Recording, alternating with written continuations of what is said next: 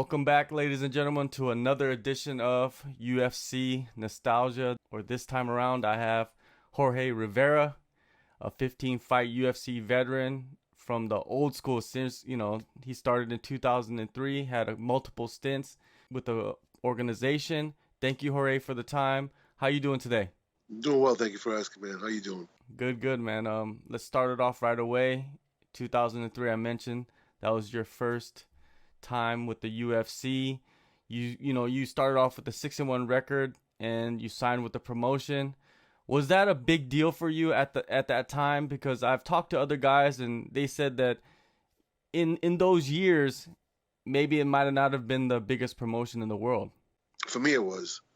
Like, I started watching it way back in '93, and I got caught up in the whole Gracie Jiu-Jitsu, and that was the whole reason why I started training. So when I got there, I was like, holy shit, man, it's something that I was watching on TV years ago. I'm here doing this shit right now. It was surreal.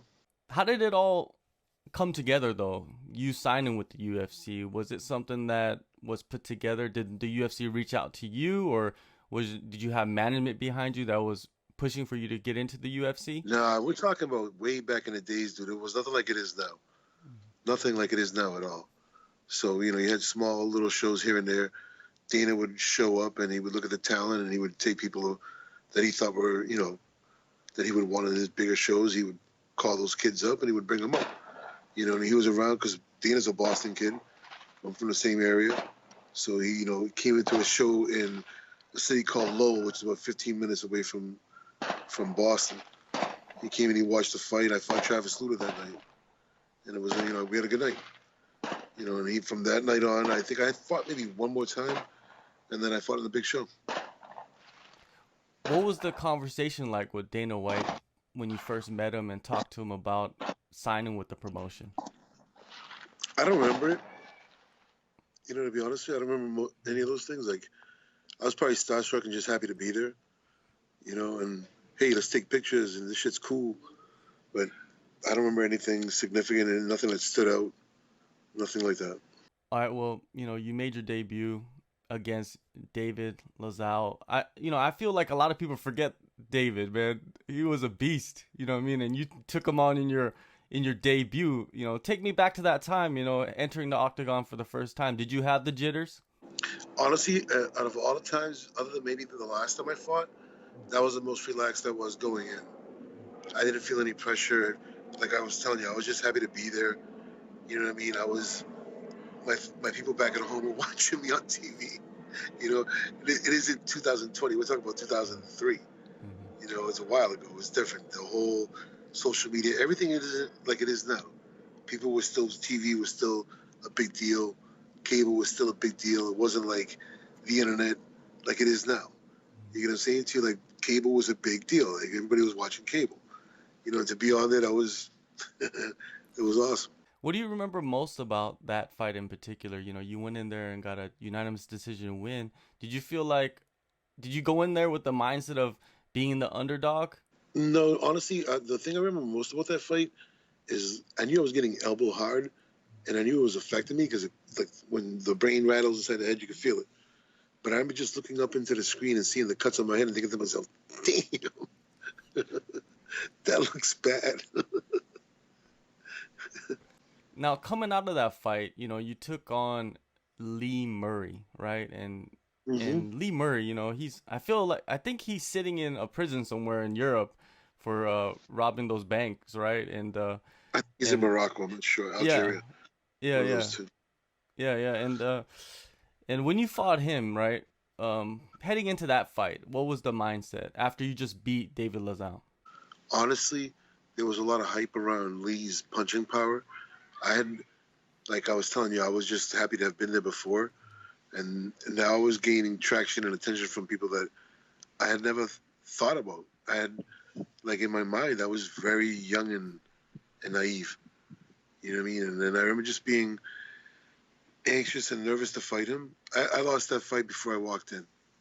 You know what I mean? He could have just showed up. I was going to lose that fight. Describe that.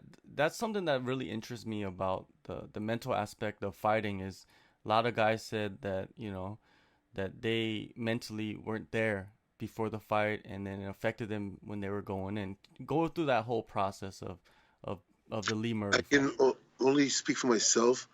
There are different factors in life that'll distract you and take you away from what your goal is, and your behavior, whatever it is around you, the people you associate with, they will, or it'll all, it'll all affect you psychologically when you step into the cage. Or so I think. That's my way of thinking. When I was going to fight him, I just remember there was a lot of hype around his punching power, and I didn't want to. I remember just thinking to myself, I don't want to get hit. I just want to take him down to the ground. And once I got him to the ground, I just felt overconfident. Might be the word. Like I just felt I relaxed a little too much. You know what I mean? I paid for it. Yeah, another aspect of you entering the UFC was that you fought at heavyweight and light heavyweight before that, before your debut, and then you fought at middleweight. Was that something that you wanted to do when you entered the UFC, is drop down to middleweight, or was that something that your coaches told you to do, or the UFC? No, not at all. I just, I had no discipline. Like I was telling you, I just watching this stuff, started practicing and going to these martial arts school and learning. And back in those days, I really wasn't in great shape. So fighting at heavyweight, you're talking about a kid that's 210, 215, that's just out of shape. You mean as you get in better and better shape and you get healthier, the fat trims off, it's easier to cut the weight, and that just becomes a natural progression. Now, after Lauzon and Murray, you went back and competed regionally, and then came back to the UFC at UFC 50 and took on Rich Franklin. Man, it's like the UFC wanted you to fight the best of the best at that time, right? Whatever, you know what I mean? And like I was telling you, I was just happy to be there.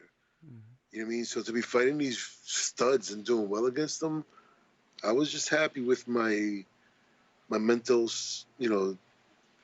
strength, my physical strength, and my technique was something that I was going to, because it wasn't at their power at that time.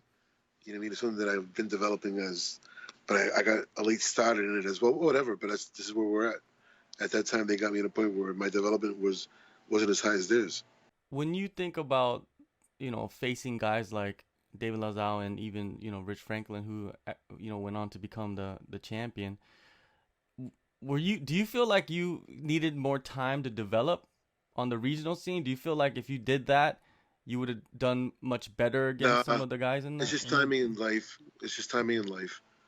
This came around when I was this old, and I got started at this time, and by the time I was this efficient, that's just timing in life.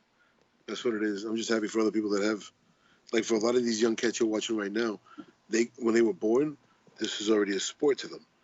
You know what I'm saying to you? This is already, they were introduced to it like any other major sports, soccer, baseball, football, basketball, hockey, whatever it is. You know what I'm saying to you? It's like those are major sports. And now mixed martial arts is a major sport. So these kids, they're growing up in this. They're 5, 6 years old learning wrestling, jiu-jitsu, boxing, kickboxing. By the time they're 15, they're experts.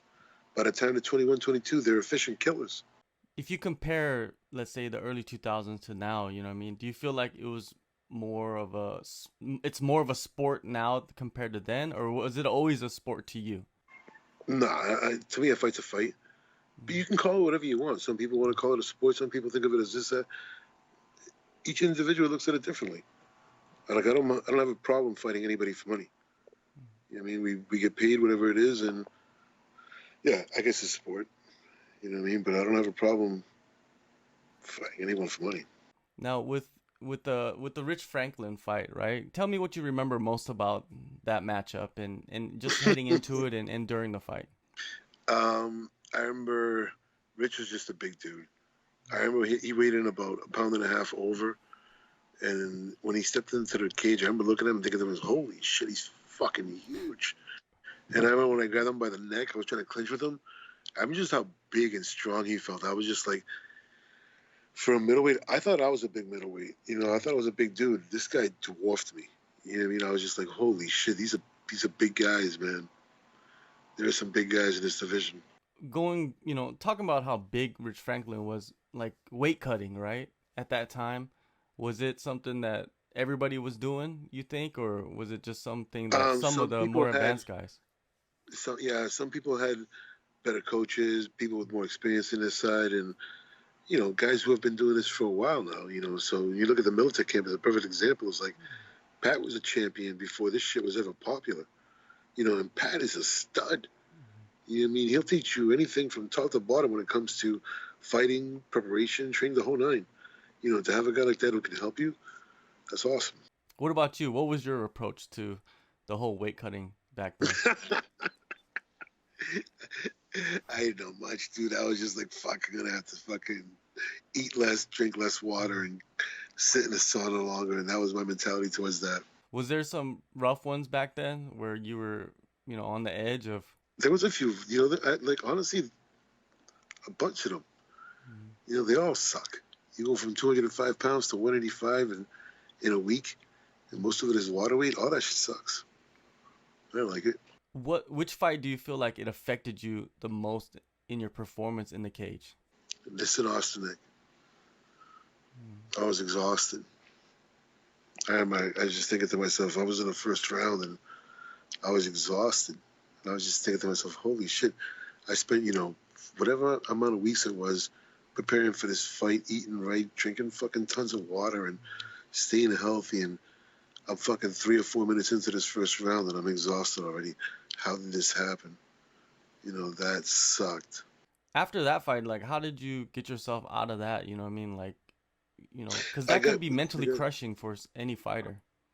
Yeah, I got with these guys from Ranger Up, Nick Pomiciano and Tommy Amenta and John Tackett and a bunch of guys, Tim Kennedy, a bunch of guys from over there, and those guys over there, they were just awesome to me. You know what I mean? They taught me, they not only taught me, but they provided me with a lot of resources to help that were beneficial towards me. You know what I mean? I'm most grateful for that. So basically, like, you started to learn the science of all of the weight cutting and nutrition. By and the everything. time the show is over. Yeah, thanks for playing. Take it easy. Now, with the UFC, like you fought like twice, and then you went back to the regional scene, then you fought again, and then you left again. I got to go to. I went to London during the in betweens. I got to fight for Cage Rage, and they had me there for, I don't know, 4 or 5 shows. And I really enjoyed David and Andy, and I thought the organization was good, and they treated us well. So, I had a real good time fighting up in London. Was it mostly about money? Because nowadays you see UFC fighters, they go on these like 4 fight contracts. They're not allowed to leave.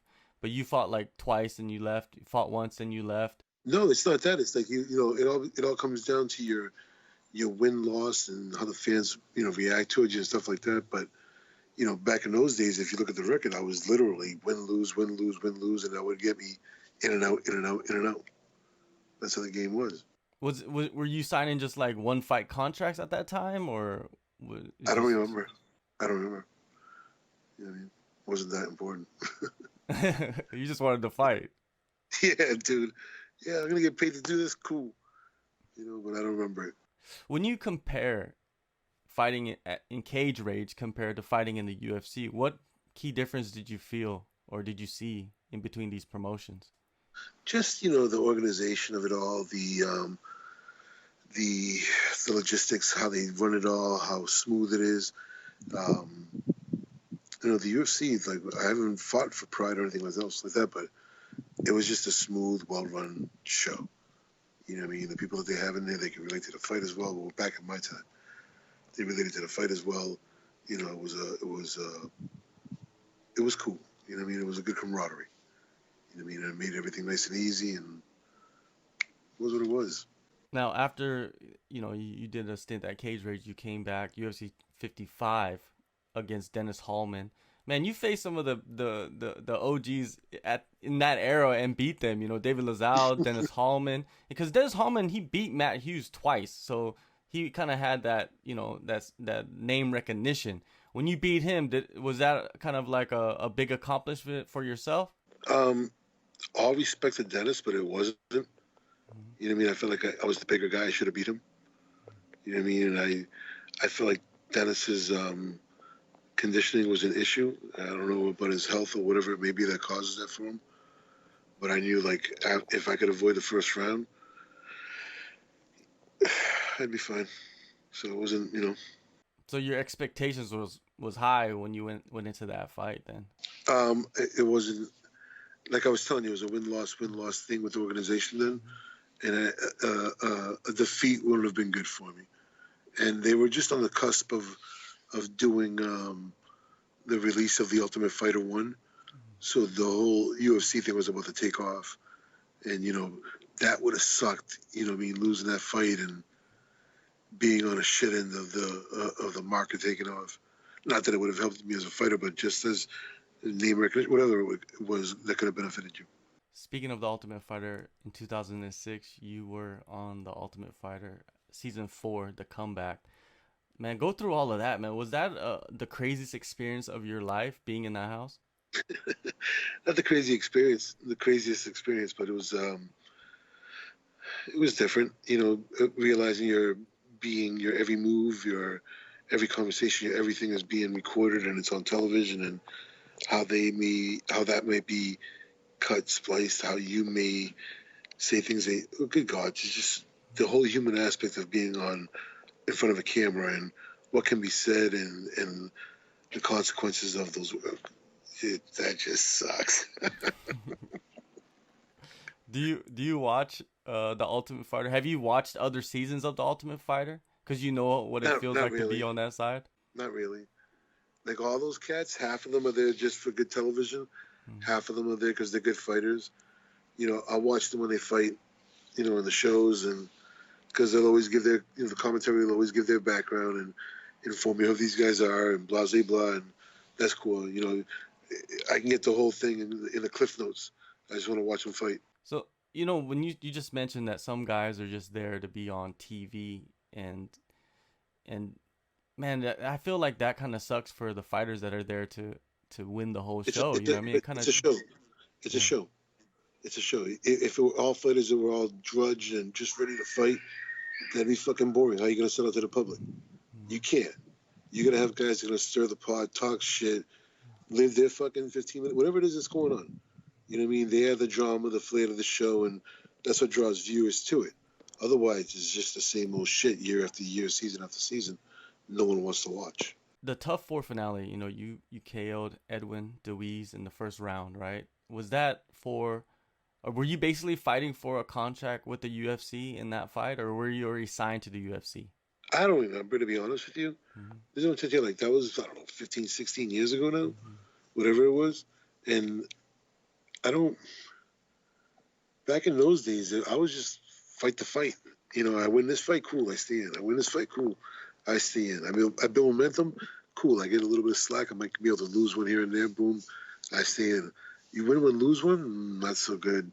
Now, after that fight, you know, you won that one, so you get another fight against Terry Martin. You suffered a broken jaw in that fight. Was that the worst injury of your career? Oh, by far. Terry, wherever you're at, man, you fucked me up. Mm-hmm. He broke my jaw in two places right here. I got, you know, 2 plates and 4 screws. You know, it was just horrible pain. Probably the worst pain I've been in my life. What were the effects of that broken jaw? Did you feel it throughout the rest of your career, or was it all good after Nah, everything healed? nah. After everything healed, you know, I took a year off. You know, I didn't do shit. I didn't let anybody touch my face or hit me for about a good 7 or 8 months. And even after that, I was so cautious of it. My first fight after that was Kendall Grove. I felt good. I had a good fight against Kendall, and after that, I never thought about it again. Was there any periods during that time of, you know, recovering from a broken jaw where you were thinking like maybe I need to go, you know, live a regular life, not fight anymore, or were you determined to come back? I was too young and stupid. You know, I was so into what I was doing. I was never gonna give that up. Now I want to get into the best run that you had in the UFC. It Hmm. was between 2009 and early 2010. You know, what I mean, you beat a couple guys, 3 fights in a row. Take me through that streak. You know, what I mean, up to I feel like it was the Michael Bisping fight. It kind of led you all to that fight. It was I had 3 fights in a row that I had won. They were all one was a decision, and the other 2 were stoppages. And competition was fairly good. You know what I mean? I was getting older. I knew it was coming down towards, I was getting older. I knew that this is going to be my final stretch. And what is the most, how can I maximize on this? There you go. How can I what's the most I can get out of this whole situation? That was a combination to that whole Bisping thing. During that win streak, what was the combination that you had? What was the winning formula, do you believe? Was it just having the experience? Do you feel like you had the right coaches at that time and everything? I had changed my camps. I'd gone to different camps, and just different energy, different people around you. They bring different things. Sometimes if you stay in the same place, you may still love the people, and they may still love you. But as far as creativeness, it goes both ways, both in giving and receiving. Sometimes you're just not. You've closed those doors. You know what I mean? And I'm culpable. You can blame me for those type of things. I am. You know what I mean? I've done those things. You know what I mean? I've had things that were given to me that, at the time, I was just blatantly no. You know what I mean? I had what I thought was good for me, and the thing is, like, I'm like a horse with blinders on. I only have straight tunnel vision. I don't have good peripheral vision. I don't have the whole 360. I only have what's directly in front of me, and sometimes making those decisions aren't the best decisions for you. Who was the people around you, do you think, that kind of guided you in the proper direction to get on that streak? It was just a combination of everyone. You know, my boxing coaches, between Peter Welch, Matt Finney, Tim Burrell. Tim Burrell played a huge part in my later development. Mark Delagrati was there. I had a bunch of guys, that I don't want to forget anyone, because these guys are all from back home in Massachusetts, and I love those guys. But all those guys, there's a bunch of those guys within all these circles, within Providence, Worcester, Milford, Framingham, Boston, a lot of these places, the Florian brothers, Keith and Kenny. I love those guys. I trained a lot with those guys. I learned a lot from those guys. Sean Matthews, McDonald, a bunch of these guys. They were all up in there. I trained with a lot of those guys. They were all good. They were all good to me. You know what I mean? They all helped me.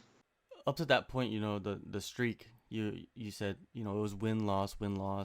Was there any fight that kind of boosted the confidence, or was the confidence always there? No, the confidence isn't always there. I mean, there was a major guy in my life, another guy, Doug Kalinda. He was a major contributor to a lot of the things that helped me just not only develop as a fighter, but as a person. He was just a very giving person, very selfless, very kind. I miss Doug. Doug was a good dude. Yeah, man.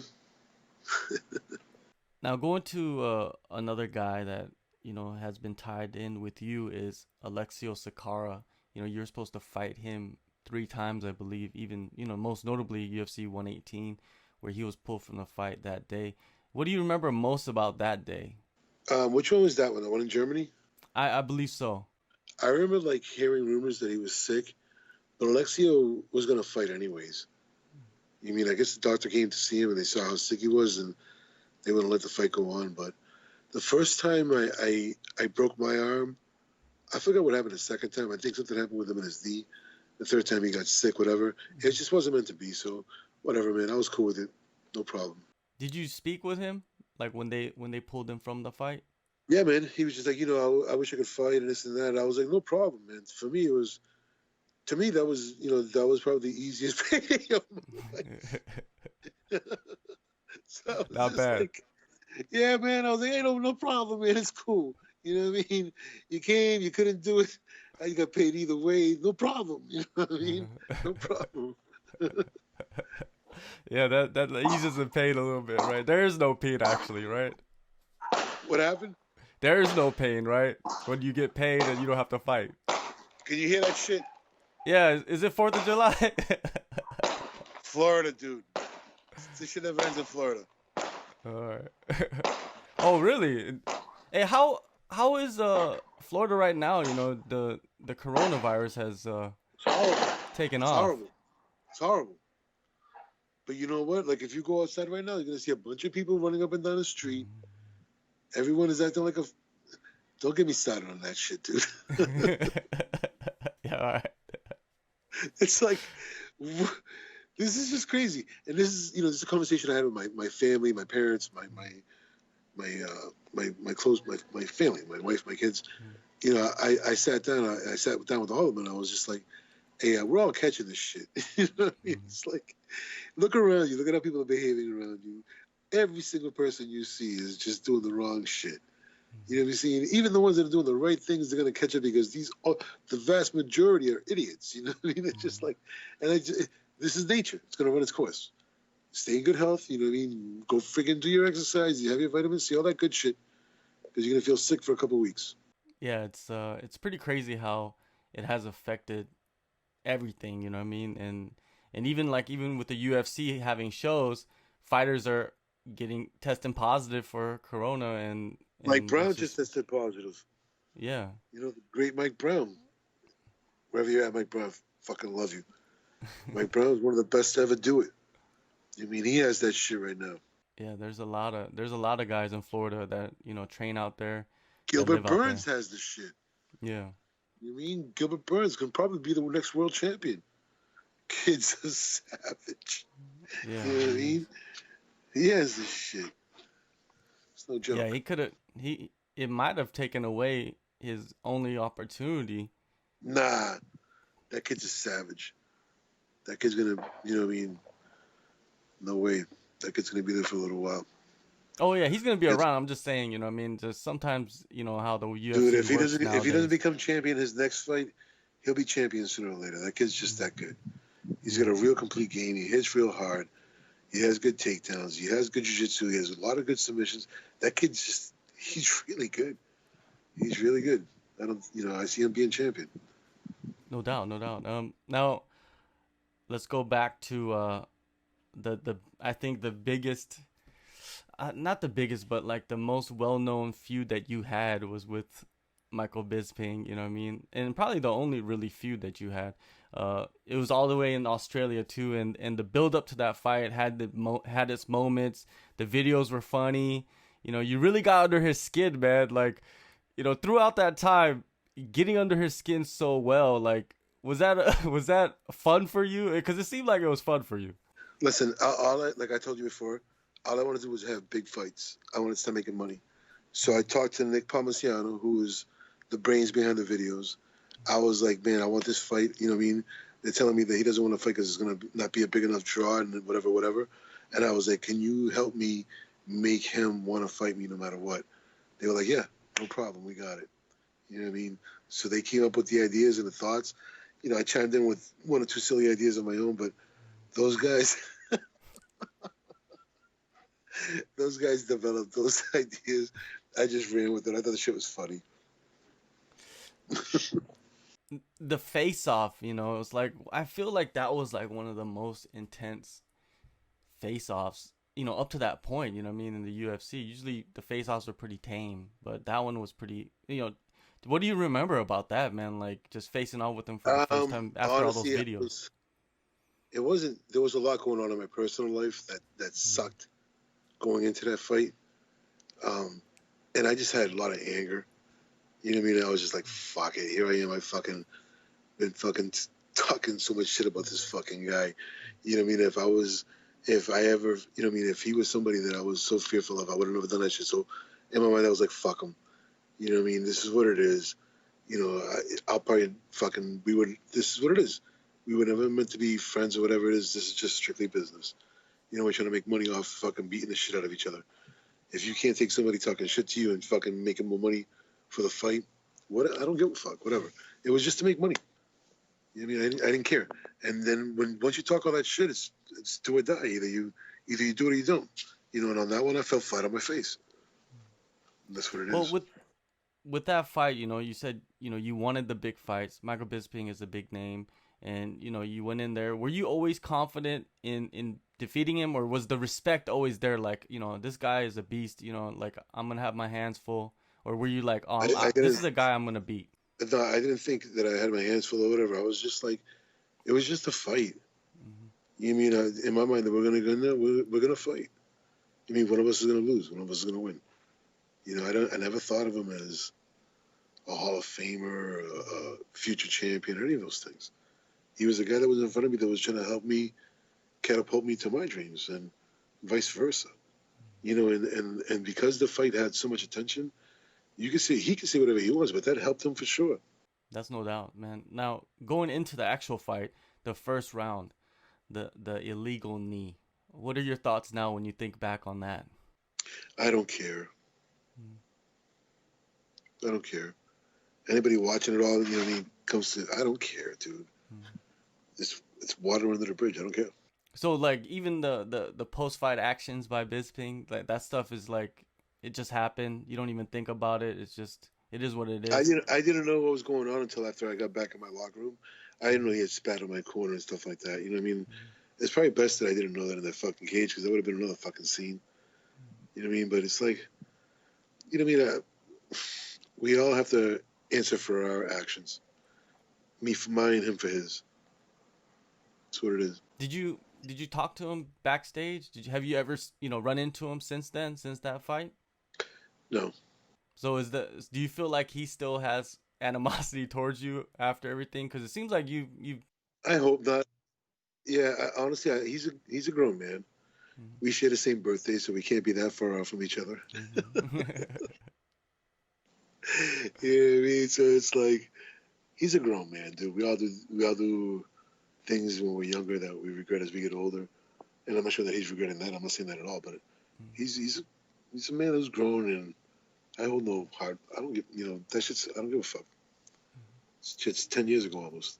One last thing about that is that Michael Bisping, I watched a lot of the interviews around that time, of you interviewing for the fight, hyping the fight, and Michael Bisping also, even before and after, and he said, like, he's not into the shit talking and all that, but if you think about it now, he is into the shit talking, you know what I mean? Like he shit talks a lot, you know what I mean? Like he goes back, he just did it with Dan Henderson. Yeah, yeah. This is the game. You know what I mean? And sometimes we are blind as human beings, not as fighters, but as human beings. Sometimes it's easy to look at somebody else and be like, oh, look at this motherfucker doing this, that, and the other. And we can't see it when we're doing it ourselves. You know what I mean? Because the ego defends you from that shit. Always remember that. The ego's the enemy, man. Yeah. The ego tells you lies, dude. You know what I mean? You gotta keep an eye on that shit, too. When he won the title against Luke Rockhold, were you happy for him, or were you like, or did you, when you think back on like him before when you fought him, did you ever feel like he was going to be that big of a star, or even win the title? I didn't think he was going to be a world champion. I was happy for him in that aspect, because that's what we all aspire to as fighters when we step in. This is a guy who never gave up. He fought the who's who. He'd taken some serious beatings, and he had won some questionable fights, but he had grinded it out for years, and he got the Holy Grail. He got that world title. And that's etched in history forever. And what can you say to that? You tip your hat to that. Yeah, it's incredible what he's accomplished. I feel like he's, like you just said, he's the guy that grinded forever, and he got the belt, man, and you can't take that away from him. Now, after that fight, you took on Costas Philippou, and there were some rumors surrounding that fight about like you were already thinking about retiring. How serious was that? The rumors? Yeah, they were serious at that time. And like I was telling you, even going into the Bisping fight, I just had a lot of personal shit that I really had to sit down, address, and sort through. You know what I mean? I was getting older, and I was just like, this takes a lot of time, a lot of energy. You know what I mean? And I don't have that right now. I got to spend a lot of time and energy on other things. You know what I mean? And I was almost 40. You know, I was just like, fuck, what am I doing? These guys coming up are freaking 20 years old. Like I tell you, they don't know it. They've known this their whole lives. You know what I mean? They're looking at a dude like me like, fuck yeah, I'll kick his ass for my, whatever it is, first fight, second fight. Excuse me. So I was just like, nah, I'm all set. I don't want to get hurt, being chum to these sharks. You fought Costas Philippou, and then you returned and actually, before your last fight, you told everybody, I'm gonna retire after this fight. Was there a part of you where you needed to go out on a win? Do you feel? Nah, because there's No. nothing guaranteed. Mm-hmm. What was guaranteed that I was going to beat the next guy? I didn't even know who, you know what I mean? That wasn't. Every single time, dude, how many times have you watched these fights where you're like, this is going to be, and sometimes it is exactly what you expect. He's going to whoop his ass.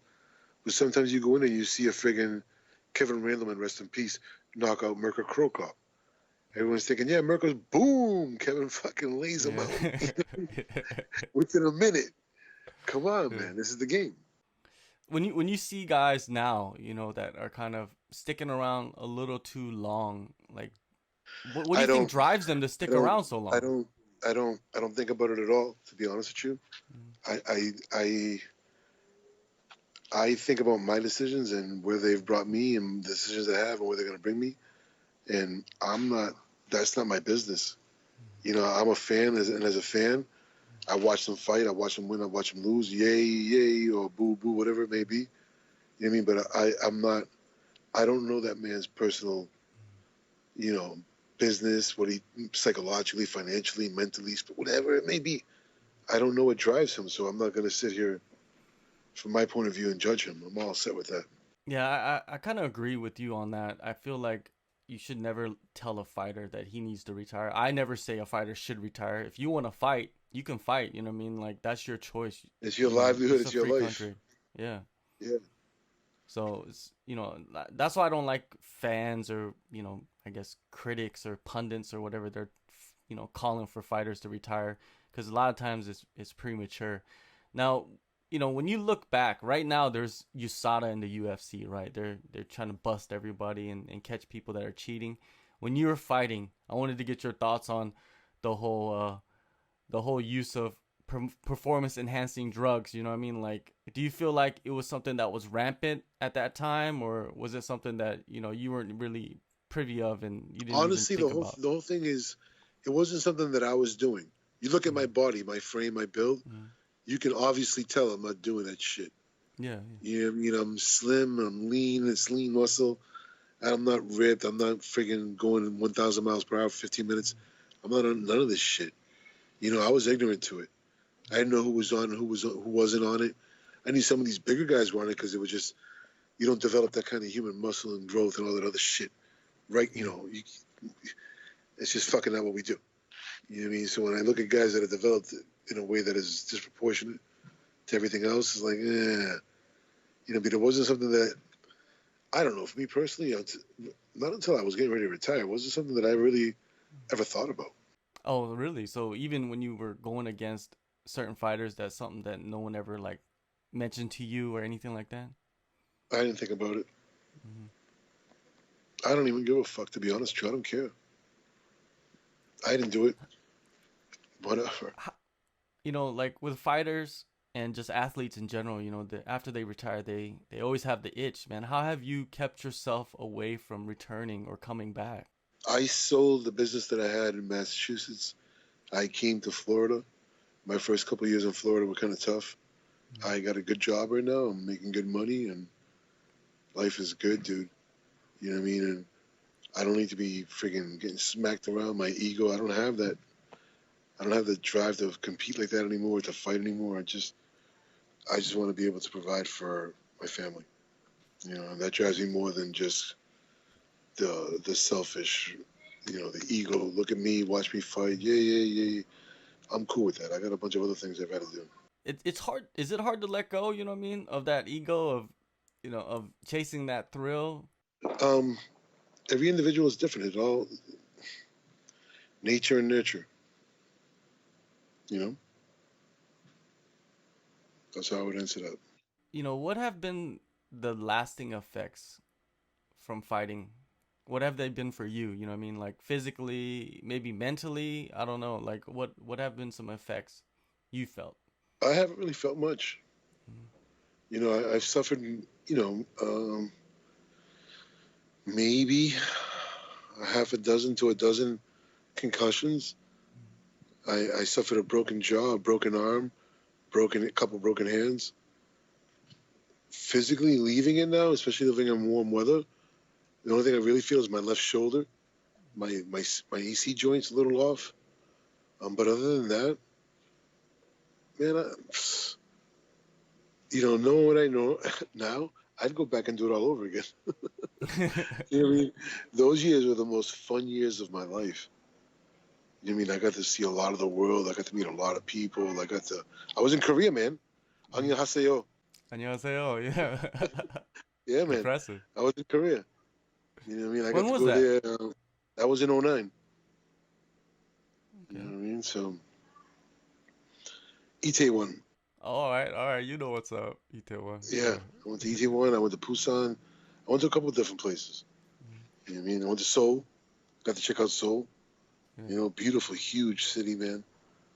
I liked it.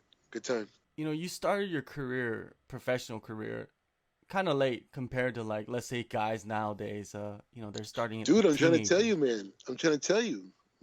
I got started when I was 25. Yeah. You mean I walked into a dojo, I got my ass kicked. The guy was like, "You sure you want to do this?" I was like, "Yeah, I want to do this." He put it on me. He whipped my ass. You know what I mean? Then he had me do a bunch of calisthenics. I threw up all over the place. He's like, "You still want to do this?" I was like, "Yeah." He was like, "Come back tomorrow." And we ended up doing it for a year and a half. I left him. I went somewhere else, and boom, boom, boom, one thing to another. I met Keith Raquel. From Keith Raquel, I ended up going to Mark Delagrati, to Tim Burrell, to Peter Welch. And then all the people that are in between in these groups is just like one huge family, man. It was just awesome. It almost do you ever think about or wonder if, like, the path you would have taken if you would have started your career, let's say, at 19 years old, like how differently it would have went? Dude, honestly, man, that's just fucking blah. That just becomes a bunch of fucking bullshit. You know what I mean? Imaginary bullshit. Because it's like, if I could have done this, dude, if I would have done that, yeah. Fuck out of here, man. This is what happened. This is the reality of the situation. Let's roll with this. This would have happened no matter what. If you would have ran into it at 2 years old, this would have been what you would have done. You know what I mean? So I'm cool with it. With being in fighting, you know what I mean? I'm sure that there has been some, like, awkward or intense run-ins with fighters or, stuff like that in the past. Has there been, like, weird moments throughout your career in the UFC where you ran into fighters or coaches where maybe they, you might have had some kind of, or they might have took offense to something that you said or you did? No, man. The only one was Bisping. The first time I ran into him was on the streets of Sydney. And I was just like, hey, that is you. Fuck off. And you just keep walking. You know what I mean? That's what it was, basically. And even he was with like 3 or 4 of his boys. I was with the one guy. And I was just walking away. We were just laughing. We were just like, that shit just happened. Yeah, that shit just happened. But I guess that's kind of cool that he didn't want to fight you in the street, right? That he was professional. We get paid to fight. Yeah. We get paid to fight. You know what I mean? That's what we do. We get paid to fight. The fuck am I going to fight you in the street for fucking free? One of us could end up getting fucking hurt. Nothing fuck comes of it. The fuck we doing this for? I mean, fuck out of here. You can't wait a week? It's just fucking dumb. Being a fighter, are there people that try to test you when you were actually active? It doesn't matter. It doesn't matter. At the end of the day, it comes down to, like, just being mentally there. It's like, who gives a fuck? I'm here for one simple job. I fight on Saturday. I get paid X amount of dollars. If I win, I get paid X amount of dollars more. You get what I'm saying to you? It's like, the fuck am I allowing anybody to get in my fucking psychological way? None of this nonsense. The fuck? I mean, it's a job, right? It's a fucking job. I'm showing up to get paid. Not just get paid, but to win and fucking make more money. I'm interested in seeing how this whole Venom thing goes as their new sponsor for their athletes. I'm interested in seeing how this pay breakdown is going to go. I don't see Venom being as well known as Reebok, and it's also going to show the UFC's hand towards their fighters and how they treat their fighters. It's going to be interesting. Yeah, it is interesting. What did you? I feel like, this is my personal opinion, I feel like the fighters should be able to go back to that old model where they can find their own sponsors and have as many sponsors as they want. Is it like that for boxing? I feel like it is like that for boxing. Okay, so then why isn't it like that for these guys? They're being 1099. They're subcontracted. Why are they being told who can give them their sponsor? And why are they controlling that? Why so much control over your fighters? Those are great questions. Like, that's the questions I wanna know. If you wanna make a fighter a subcontractor, why don't you allow them to do do things that subcontractors can do, which is bringing your own sponsors and be able to make more money. You know what I mean? If you're not going to pay them the money that they deserve by now, you know what I mean? This thing has been grown Well, into they're a monster. requesting, right? It's a free market, right? Yeah. It's a free market, right? Then why aren't you letting them make the money that they're requesting? That makes no sense to me, right? You're saying, oh, we don't stop them. We're not asking anybody to take fights. This is the shit that they're saying. There you are. If all these guys would have fucking stopped right now, you wouldn't have a fucking show. You have a well-run show because you've developed it over time. But if these guys would have smartened up and be like, you know what, fuck that. We need to get paid. We need to have certain regulations that would take care of us. In the event that XYZ happened, we're taken care of. But they're not doing it. And until that happens, it's just going to continue to be the same shit they've seen since the inception of it all. Yeah, it's just it's like I don't know what the fighters can do because it doesn't seem like they're on board with each other. You know what I mean? Like, everybody has a different opinion. Yeah, that's exactly right, and that's the difficult part. Good luck with that.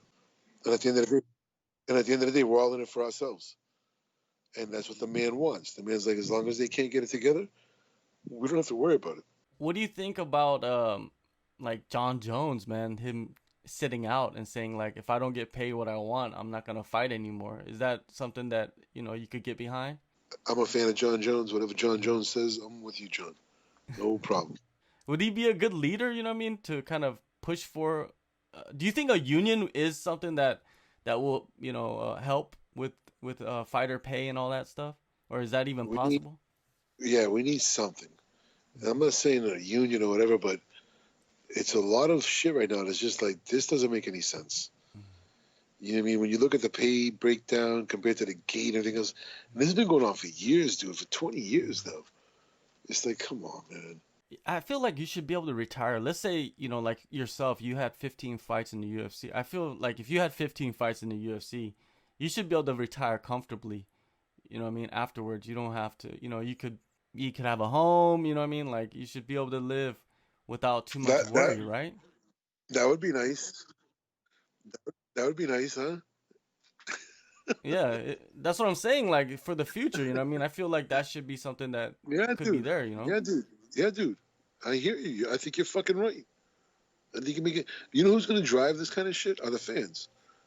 The fans, sooner or later, are going to fucking grow older, and they're going to see these guys that they cared for, and be like, why is this guy fucking living like this? And this shit, why didn't he make this and that and the other? And they're going to be looking at the fucking guys that were just putting this shit together, and you're like, this shit ain't right.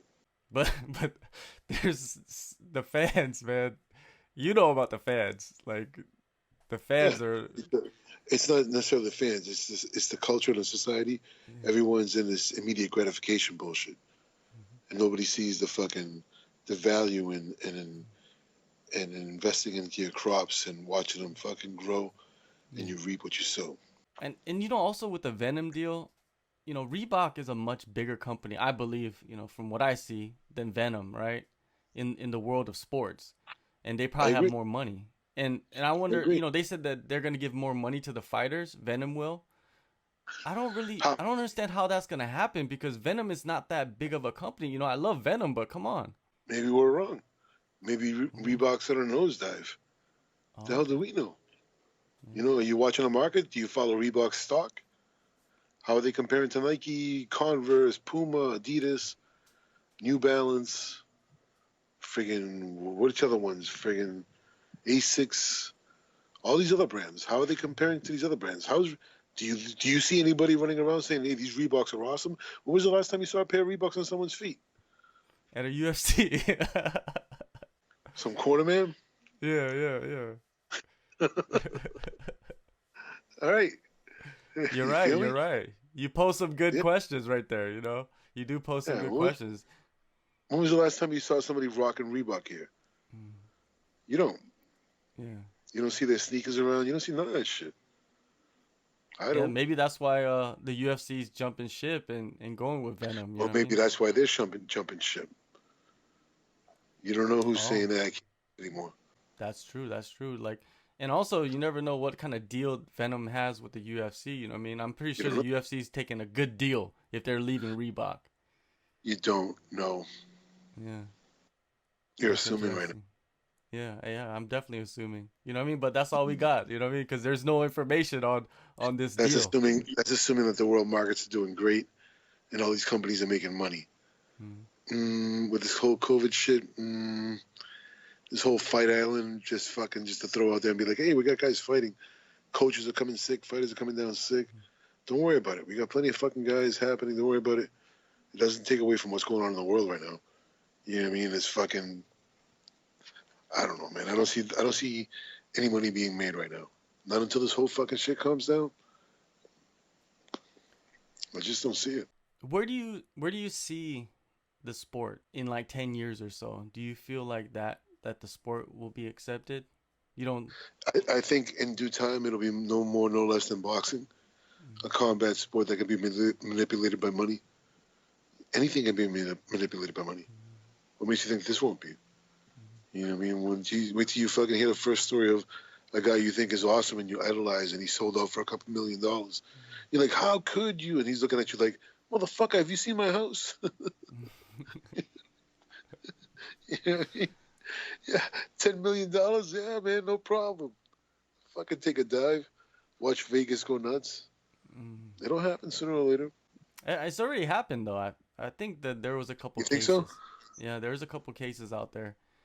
There was actually one in Korea where the guy was supposed to take a dive, but the UFC figured it out and then went and talked to him before the show, and then he didn't take the dive, and then he actually won the fight, and now he was in trouble with some gangsters, and then he went to jail for turning himself in. So it's a whole cluster, Oh, of just jeez. nonsense. But Jeez, they were dude. good at burying the information though. Like whoever decided to bury it, they did bury it pretty well. Because the guy wasn't well known. You know what I mean? When you're like kind of like a lower tier fighter in the UFC, it's not big news, to be honest with you. But if it was like a big star, like if it was, The let's say, Korean a John Zombie. Jones or somebody, then it's a different story. You guys got some big fighters coming out of South Korea, man. You got a few of them. You guys got some really good fighters coming out of there. I can see a bunch of you guys being recognized worldwide. Yeah, but the guy that actually did it, nobody knows who he is. You know what I mean? He fought a couple times, but not like name recognition at all. Yeah, man. Like so with the COVID and everything like that. So what is your daily life? Are you just chilling at home? Do you actually go out and work? So, dude, I'm glad you asked this question. In the beginning, um, I was more of a hypochondriac. I was really afraid, not necessarily of me catching it, because my health is fairly decent. I'm not in great shape, but I'm not in bad shape. But my wife is a smoker. You know what I mean? Since we both moved here, we've gained a couple pounds. She's asthmatic. My biggest fear was catching it, bringing it home, and possibly losing the people that I love, the people closest to me. You know what I mean? That freaked me out. You know what I mean? Like everything else, especially here in Florida, as time has gone by, everybody gets complacent. You know what I mean? You begin to think that this isn't going to happen and everything is cool. Don't worry about it. And we had 15,000 cases alone this friggin' weekend. You get what I'm saying to you? Like, this shit is very real. And, like, this is the conversation I had with my family. Like, I'm just thinking, we're all going to catch this shit. We're all going to catch it. You can go ahead, continue to do your thing, wear your mask, wash your hands, all that good shit. But eventually, we're all going to catch this shit. Yeah, I feel like that's gonna happen, and we have to just build an immunity to it, because that's just what it is. Yeah, I agree. You watch. I think we're all 80% of us before a pandemic can be, get rid of a pandemic for a fucking a vaccine or any of that shit. 60 to 80% of the population has to catch it. That means fucking 8 out of 10, 7 out of 10. That's all of us, dude. You know who's not catching it? The motherfucker who's not leaving his house forever. I hear you, dude. I salute you. I can't do it. You know? Yeah, yeah. I was I exactly can't like do it. you. I was exactly like you. In the beginning, I was also a hypochondriac. I just stayed home for a few weeks because my job was closed. So it's just like, what can you do? You know But what I it's mean? You not don't want just to go that, out dude. there It's and like you expose have this yourself. media, right? The Mm. media has you like, you breathe, you die. You touch it, you die. We're all gonna fucking die. You mean you're like, oh shit, did I get enough toilet paper? You know what I'm saying? Yeah. It's like you human beings are so fucked up. It's like of all the shit you just finished hearing, your biggest worry is, did I get enough toilet paper? You know? Yeah. It's like It just that shows was you, my. the intelligence level of a lot of the people in society. But no, it just tells you, it's like, what the fuck? You know, of everything you just finished hearing, the thing that concerned you the most was you might have to wipe your ass with your hands. They're not even worried about food. How are you supposed to take a shit? You don't got food, but you got toilet paper. You get what I'm saying to you? Yeah. Yeah. Dude, I am, I study the news. I watch the news a lot. Um, I watch a lot of, like, I'm more towards the center right, you know what I mean, when it comes to politics. And then when I started watching this stuff, and I was just like, this is like in, I would say, early February. I grabbed my family and I was like, you're going to see in 2 months, this shit's going to be over here. We're all going to be scared. We have to go to the store and start stocking up on canned goods. Dude, I'm not even exaggerating you. I bought enough canned goods to probably last me 2 years. You know, I bullshit you not. In the beginning, I was like, fuck it, let it come down. We'll use the microwave oven. We're in South Florida. We'll just fucking throw it on the roof, let it cook in the sun. Well, that's not a bad idea, to be honest with you. Like, being This able is to what I was have thinking. I was food. like, fuck it, we'll Yeah. survive a couple months like this. You know, I got a canal. You can't see my backyard, but that's my backyard back there. I got a canal back there. I was like, fuck it. You know, we use the canal to fucking for the toilets and whatever the fuck else we need to use it for. I was going into fucking, I was bare. I was naked and afraid suddenly. Oh, you have, like people that live in Florida, a lot of people have canals in their backyard.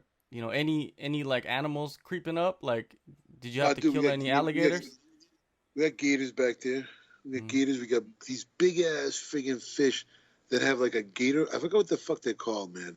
But they have like this long snout, and it has like gator teeth, and they're big fuckers, man. They grow like 2 or 3 feet big. Like holy shit, man! And those suckers are in my canal right back there. Can you eat them? Can you catch those and eat them? I have no desire to eat any of that shit.